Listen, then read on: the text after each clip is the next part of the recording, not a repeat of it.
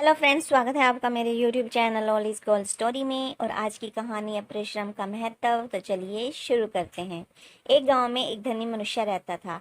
उसका नाम भैरोमल था। भैरोमल के पास बहुत खेत थे। उसने बहुत से नौकर और मजदूर रखे छोड़े थे। भैरोमल बहुत सुस्त और आलसी था।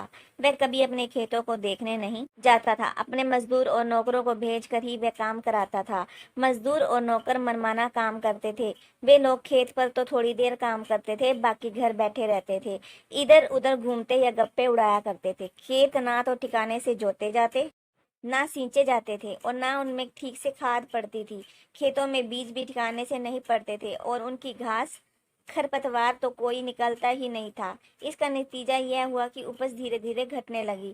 थोड़े दिनों में भैरोमल गरीब लगा। उसी गांव में राम प्रसाद नामक एक दूसरा किसान था। उसके पास खेत नहीं थे। वह भैरोमल के ही खेत लेकर खेती करता था, किंतु था परिश्रमी। अपने मजदूरों के साथ वह खेत पर जाता था, डट कर परिश्रम करता था। उसके खेत भली प्रकार जोते और सींचे जाते थे। अच्छी खाद पड़ती थी, घास निकाली जाती थी, और बीज भी समय पर बोए जाते थे। उसके घर के लोग भी खेत पर काम करते थे। खेत में उपज अच्छी होती थी। लगान देखकर और खर्च करके भी वह बहुत अन्न बचा लेता। थोड़े दिनों में राम प्रसाद धनी हो गया। जब भैरोमल बहुत गरीब हो गया, उसके ऊपर महाजनों का ऋण हो गया, तो उसे अपने खेत बेचने की आवश्यकता जान पड़ी।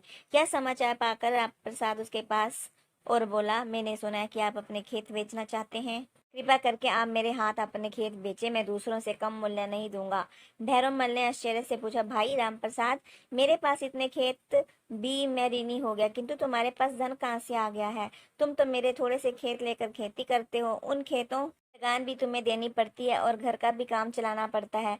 मेरे खेत खरीदने के लिए तुम्हें किसने रुपए दिए? राम प्रसाद ने कहा, मुझे रुपए किसी ने नहीं दिए। रुपए तो मैंने खेतों की उपज से ही बचाकर इकट्ठे किए हैं। आपकी खेती और मेरी खेती एक अंतर है। आप नौकरों मजदूरों आदि सब से काम करने के लिए जाओ जाओ कहते हैं।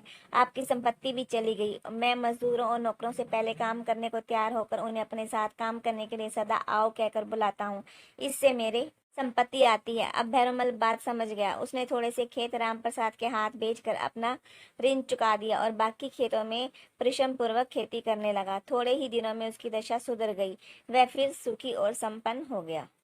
Thanks for watching. Please subscribe my channel. Radhe Radhe. मिलते हैं नेक्स्ट वीडियो में।